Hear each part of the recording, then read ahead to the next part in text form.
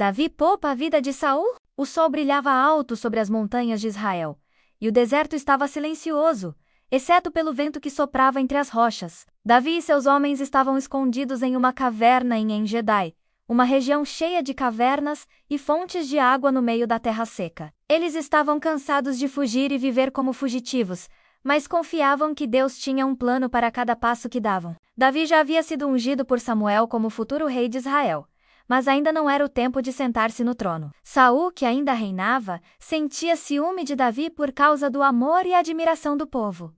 Esse ciúme transformou-se em ódio e perseguição. Saul reunia soldados para caçar Davi como se fosse um inimigo, quando na verdade Davi só havia servido fielmente ao rei e ao povo. Naquele dia, Saul entrou justamente na caverna onde Davi e seus homens estavam escondidos. O rei não sabia que eles estavam ali, descansando em silêncio. Saul entrou para repousar um pouco, e Davi e seus guerreiros o viram, mas ele não os percebeu. Os homens de Davi ficaram agitados e sussurraram para ele. Diziam que aquele era o momento que o Senhor havia preparado para entregá-lo das mãos de Saul. Muitos acreditavam que era a chance de Davi acabar com sua perseguição, derrotando o rei e assumindo logo o trono. Afinal, Saul já havia feito tantas tentativas de tirar a vida de Davi. Davi, no entanto, não queria levantar sua mão contra Saul.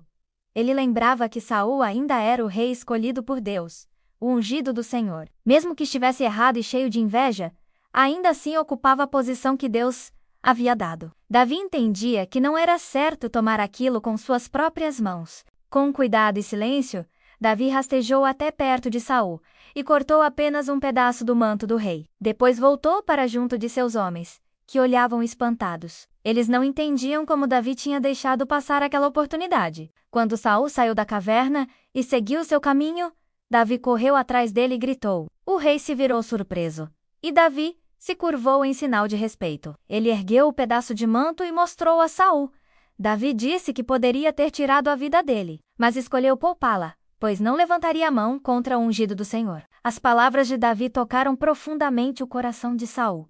Ele começou a chorar e reconheceu que Davi era mais justo do que ele. Saul confessou que sabia que Davi seria rei um dia e que Deus o tinha escolhido. Pediu que Davi prometesse não destruir sua família quando assumisse o trono. Davi ouviu com atenção e fez o juramento. Ele sabia que Deus era justo e que sua hora chegaria sem que precisasse usar de violência ou vingança. Mesmo assim, Davi e seus homens voltaram para seus esconderijos, porque sabiam que Saul mudava de ideia facilmente. Esse acontecimento mostrou que Davi tinha um coração cheio de misericórdia e respeito por Deus. Ele nos ensina que, mesmo quando temos a chance de nos vingar, podemos escolher o caminho do perdão. Davi confiava que era Deus quem cuidaria do futuro, e não precisava agir com pressa ou violência. Depois disso, o povo de Israel ouviu falar da atitude de Davi, e muitos admiraram ainda mais sua coragem e bondade. Ele não era apenas um guerreiro vitorioso, mas também um homem que sabia esperar o tempo de Deus. As crianças que ouvem essa história aprendem que nem sempre devemos agir pela raiva ou pela vontade de vencer logo. Deus tem um tempo certo para cada coisa, e a paciência e a bondade sempre trazem mais frutos do que a vingança. Mesmo diante da perseguição, Davi cantava para Deus e escrevia salmos. Em suas canções, ele dizia que o Senhor era seu refúgio, sua fortaleza e sua esperança. Ele lembrava que Deus protege aqueles que confiam nele e que a justiça do Senhor nunca falha. Com essa história, entendemos que o verdadeiro rei não é apenas aquele que luta com espada, mas o que governa seu coração com bondade, misericórdia e respeito a Deus, e Davi demonstrou isso quando poupou a vida de Saul.